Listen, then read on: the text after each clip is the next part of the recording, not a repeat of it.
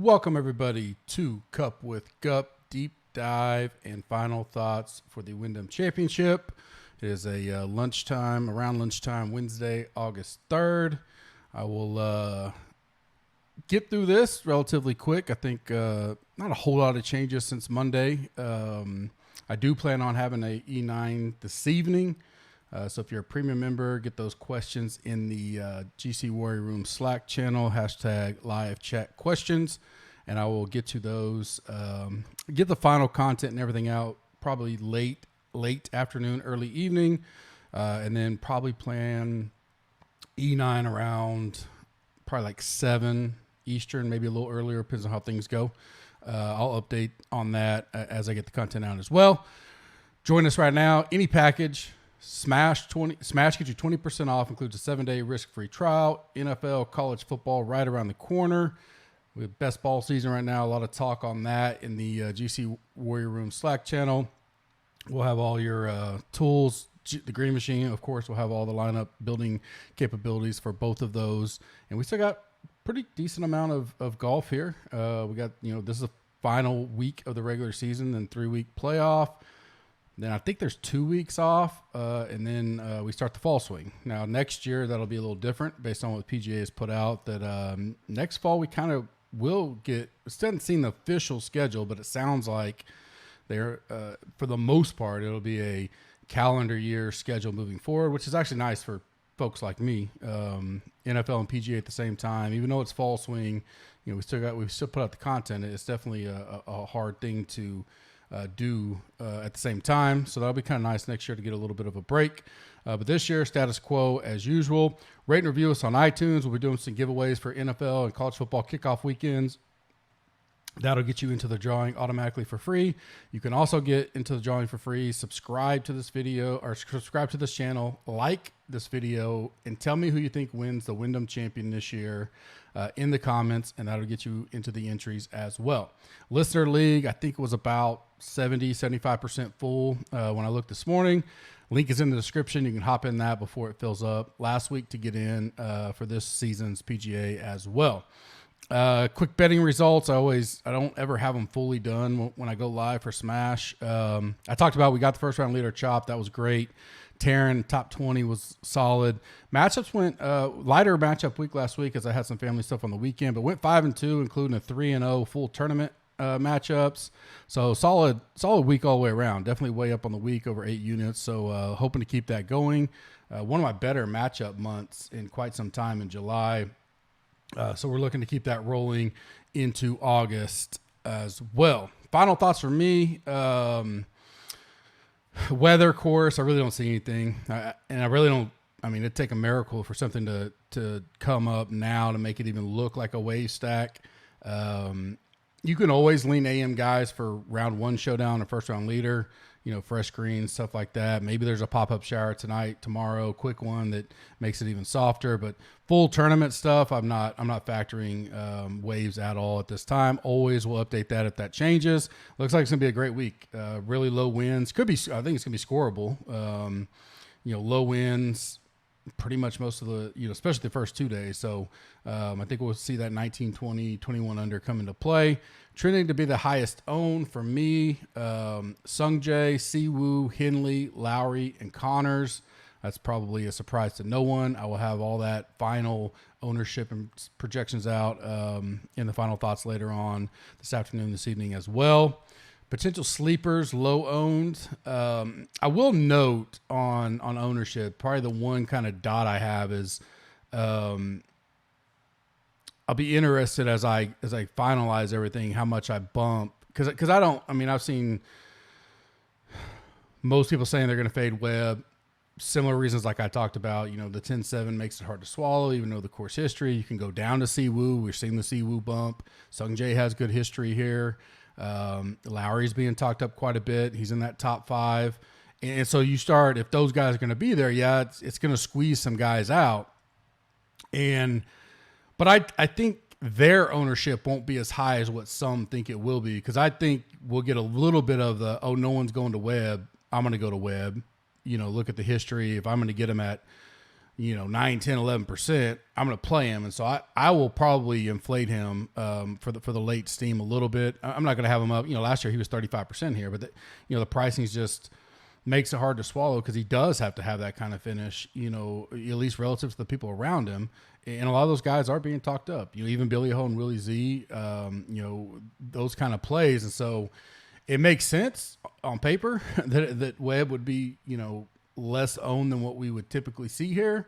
But I do think he'll get a little bit of steam, nothing crazy, but I don't see him as, 9, 10% or anything. I think he will get up over that. Some sleeper low owned guys. Again, I'm just trying to point out guys that in the deep dive process stuck out to me. I'm not going to, try to regurgitate the same names we've already talked about. Hoffman's one, definitely relying on rolling stats here. So he's looked good here a little lately. And he actually has good course history outside of, some of the key stats I'm looking at, even though I think he's missed both his cuts. Here, when you deep dive into it, it's not as bad. And so if we get a little bit of that form we saw last week, maybe, we know he's been fighting back injury and stuff like that all year. If he's coming together, buy low here. I got him around 2 or 3%. Goes off early tomorrow, which again, in the factor, I just used to saying it, but $6,900, good pivot off some of the guys that are going to come in 5, 6, 7% down there. Hadley's another one. Talked about it, bounce back week. He was one of the higher owned 6K guys last week, which wasn't much, 6, 7, 8, whatever it was. But let's see if I think I still have it. What did he come in at? He was around. Nope, I don't have it on that one. But he's going to be 3, 4% again. Every reason I liked him last week, I still like him this week. And so maybe a little less ownership because he burned some people. So I like that one. KH Lee is a guy that, has come up in the ranks for me since Monday. Really comes down to the putter. Can you get the putter going? He's going to be around that 3 or 4% range. I like him at 7,400. And then Whaley, I liked him last week, and I still like him this week. Putts well. He's 15th in the deep dive model putting. Hasn't played this course the greatest. That's probably the one negative, but I do think he's playing decently. Well, I don't want to say he's best. I didn't go back that far, but a 5th at the Barbasol, 17th last week. He has one made cut here, one missed cut. Finished 37th in 2020. So enough there. That I like it. I like it. We'll see how he rolls in this week. 7K flat. If you don't want to get down to 69 in the sixes, that kind of gets you there. He's off at 650 in the morning tomorrow as well. So those are 4 guys that I kind of like as sleeper, low owned options. Maybe they're MME flyers. Don't know if they make my core for the final article, but they're definitely right there in my player pool. Moved up for me, Davis Riley. He's in that mix in that AK range. That's going to be one of the lower owns in that range. It'd probably be a pretty popular range this week. It's kind of weighing, any stat you look at, he's going to look great. He's missed the last 2 cuts, but he missed he's 4 or 5 under. I don't even know what hole it was going into on the back 9 Friday, or maybe right about to make the turn on Friday, and he gets that quad, and so then the week before he missed the cut right on the number. I think I had him at the 3M pretty decently, and he missed it on the number. Last week I think he still finished -1. But just blew up late. And that's some of the reason why you see the stats are going to look so good because, one hole doesn't make that massive a difference. I don't know. We know he's used to that, but we're also getting less ownership on him now. A few weeks ago, he's one of the highest owned on the entire slate. And so, I actually didn't play him at 3M because that was the first week of the Fantasy Golf World Championship. And I did play him. I'll take that back, but I did put him in my Fantasy Golf World Championship lineup, and he was decently owned in that. So I like him. 8K. I think it's a good price for his upside.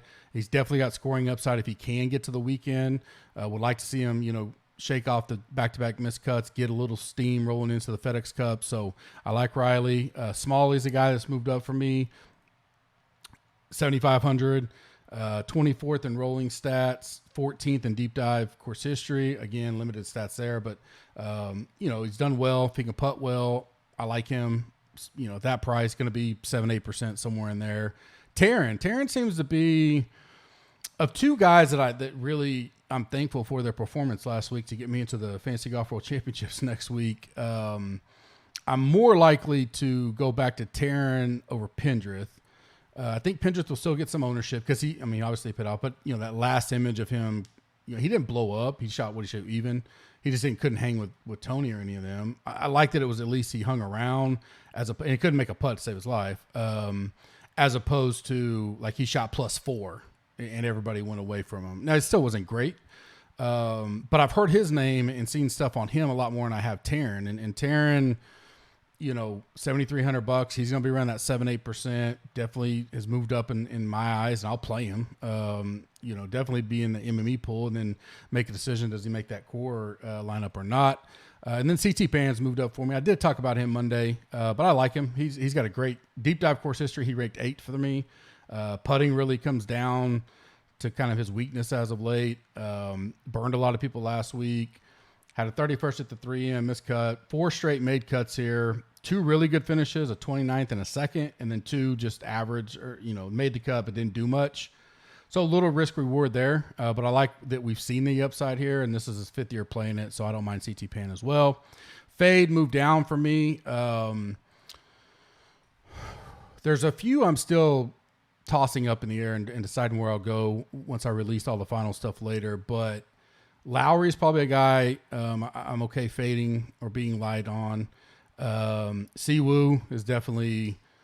I'll just fade that this week, and if it burns me, it burns me. Looks great, I get it, but just by nature, a 20+% Siwoo, when there's a lot of good plays around him at the same salary, I'll go there, and I like other chalk per se. I've always talked about that. I'm not going to just fade all chalk, but I like other guys that are higher owned or as high owned as him that I'd rather take a chance on. So I'll be light or fade him.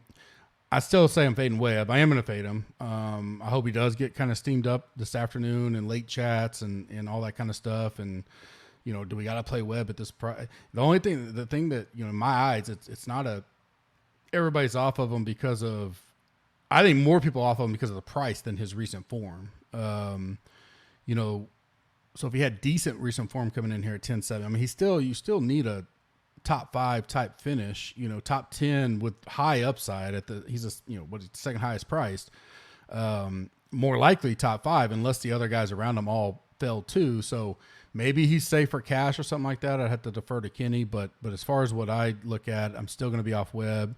And then the last ones are going to be like, I'm going to make a choice between probably Connors and Henley, and it'll be a coin flip to me where I go, all right, I take one and I pass on the other.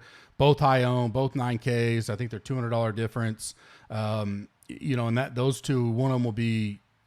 I like both of them. They're both good plays. They're going to be in that article for me that says, hey, if ownership doesn't matter, these guys I don't mind playing, but I probably only play one and move off the other, and then go to the chalk I do like. Staying strong for me is Willie Z, Tom Kim, and Goddard up. Leverage plays. I actually have Willie Z right now, the lowest in that range, just behind. Now I think Sung Jae and Lowry are probably going to be 1-2, pretty solid. I think Billy will kind of be in that third. And then you kind of got Willie and Webb, and I just think Webb ultimately will wind up a little bit higher owned, but we'll see. I could be way off on that. And I may tweak a little bit, but, of that range, that's kind of the 10K range, the lower owned is going to be one of those two probably. So whichever one you potentially like for leverage, you can go with. Me personally, beat Willie. 9K, pretty clear, probably going to be Hatton. Probably out of sight, out of mind a little bit here. And then plus so many people love Henley Connors, HV3 getting a little steam. Scott with the, stat models and all that, he'll pop. And then he had a good year last year. He's only played there once, and he had a good year last year. So it kind of leaves Hatton, especially because you're still getting a pretty decent chunk of, concentrated ownership in the 10K range. So you can't have all these guys up there. And so I think Hatton gets the squeeze there, and he'll be sub 10%. And then 8K range is popular, but it's top heavy popular to me. I got 5 guys that could flirt with 15 to 23% between the 5. And then you're going to have a little bit of a line. And then, I got, was it 6? Yeah, 6 that are 12% or lower. I think you could pick between Rose, Bezadenhout, Pendrith, Riley. I think all those guys are going to be in that 8 to 10%. and be the lowest in the AK range for leverage, if that's the way you're looking to go this week. Underdog, link is in the description. GUP gets you dollar for dollar match up to $100. Best Ball Mania 3 has been up, $10 million pot, $25 an entry. If that is a little steep for your wallet, the Puppy 3 launched last week. It's $1 million pot, only $5 to enter there. If you're new to Underdog and you want to try some first, go do $25. Deposit 100, you get a free 100, so you got $200 there. Go do 20 of those $5 just to get used to it. Jump in the Slack. Those guys talk about it all the time. So that's a good one to wet your feet with. The Pup Cup for the FedEx Cup is up. It's been up for a couple weeks. Right now they say they're going to close it August 8th, which I believe would be, is that Monday? Yeah, it'll be Monday. I wonder if they extend it just a hair. I know a lot of people that I've talked to we're kind of waiting because, you can go draft now and you probably could take the top, I don't know, probably 80 are pretty safe. Probably maybe even top 100 are safe in the FedEx Cup. But there's a few there that you'd like to get, if you wait a little bit and you can kind of see a guy slipping in, maybe you get really good leverage on the field and that guy can make a run for you. But the one thing you got to remember is even if they get in at like 115, they have to make a big leap to get the top 70 for the BMW. So you go ahead, draft now and pull the FedEx Cup ranks, take the top, 80, 90 if you want. Make a number there where you think, okay, any of these guys can make that top 70. They get you 2 weeks of them. You could do that. It's $5 to enter, 100,000 in prizes. I'm going to be doing some of those probably over the weekend this week as well. They also have Thursday 3-putt, which is $5, 10K pot. We've had several success there, so if you want to check that out, you can check that on their site as well. My round one pick'ems for Underdog, I have Strillman over Rose, Mitchell over Reavie, and Stallings over Day. That's a 6X parlay. Also posted in the GC Slack if you want to check it out there. Prize pick, same dollar for dollar match up to $100. Use that same code GUP. Link is in the description as well. I like Willie Z under 67. This is round one. M over Wise, birdie or better. Poston over English, birdie or better. Webb under 10 fairways hit. Surprisingly, I went into our field research, and you can go in there and I went field research event and pulled up all of Webb's rounds. Super easy to do. And he's 33% of the time, he's only hit 10 or more fairways, which kind of surprised me. I actually went in there with the thinking I was going to bet over just because he plays this course so well. He's not coming in really great form. And then now I saw, 33% of the time is only, so 67% of the time he's hitting 10 or less. I like that. So I'm going under 10 fairways hit for Webb. You can do that with any player too. I may show that a little bit tonight in the E9, where you can go in there and look up their round by round history at a course. That really helps for like the prize picks and stuff when you got fairways hit, greens and reg. Not only can you see that player, but you can kind of see the averages for the whole field. You can just go look at event leaderboard totals and it'll say, oh, on average, everybody's hitting 10.5 fairways or something like that. Then go look at certain guys if you want to. And then my fifth part of that round one is going to be Day under 4.5 birdie or better for round one. One and dones. Good luck to all you guys that are in it. I think I have a chance to make a move in the last segment of the Carbon, and I'm flirting with money in both the big Fantasy Golf Championship one and the Carbon for the full year. So, I don't even know who I personally have left. I haven't got to that point in my process yet. Obviously, you're going to go up. If you're up there, if you're right there, and you got a Willie Z. Maybe you have Billy Ho, not a very popular guy in most places. A Lowry. I'd probably go there. Some of these 9K guys, Connors, Henley, that gives you some comfort. A really good week if you're looking to take a dart and, maybe a $2 million bump, whatever they're getting paid this week, 1.7 or something like that, will really help you set up good for the FedEx run. I don't mind going down to, maybe a Davis Riley, he pulls it out. I don't necessarily know if I go Goddard up, but HV3, he may not be as popular there. Tom Kim, I don't really mind that, as a one-off type. Keith Mitchell, he's up there. Maybe Scott comes back this year and gets revenge off of the 4-foot putt miss. So there's some options there. If you're really close, you may want to look at what you have left. so you know what you want to play in the FedEx, which are going to be bigger pots. And so maybe you have Lowry and Billy Horschel, and you go, which one do I think I would like to have in a bigger, but it's going to be tougher fields too. So got to balance that out. That's one thing to take a look into. Terrell Hatton, I just mentioned, he's going to be one of the lowest owned. He could be a really solid play this week if you hadn't used him either. Don't forget, use Smash 20% off, includes a 7-day risk-free trial. If you are or were a PayPal sub, I'm going to go ahead and start saying this again. I did it earlier in the year. I put a big email out. I'll probably do another one because we have a lot of PayPal subs coming up here as football season gets here. We stopped using PayPal in March. You should receive an email about 5 to 7 days before your sub would have renewed, and it will give you the instructions on how to. Because it won't renew for you. They're all off. You will get your price locked in. You still get the same price you had. You just have to sign up with us, and you get a specialized code that gets you the exact same pricing you had. If you recently, or you were a PayPal, or you hadn't seen that, or it's lost, just email me or shoot me a message in Slack. Shoot me a message on Twitter. I'll pull up your account, get you the code to get you signed back up, or make sure it's going to be locked in. We do have all the documents for that, so you'll have your price for life no matter what. It's just we moved all to one provider for our processing in March. So this is a big push. We have a lot of guys that should be renewing up here in the next month or two. And then another big push will be when we started this all. This will be year 4 now, 2019. So January, February, March is always big months for us. So we'll be pushing that as well. If you have any questions, just reach out to me on that. Hope you guys have a great Wednesday afternoon. I got to get back into the real work world, and then I'll be back tonight. And I'm looking forward to this week. I think we got some edges. I'm looking forward to a little E9. That was fun last week. Probably be solo, but that's fine. And I'll talk to you guys later. Have a good afternoon.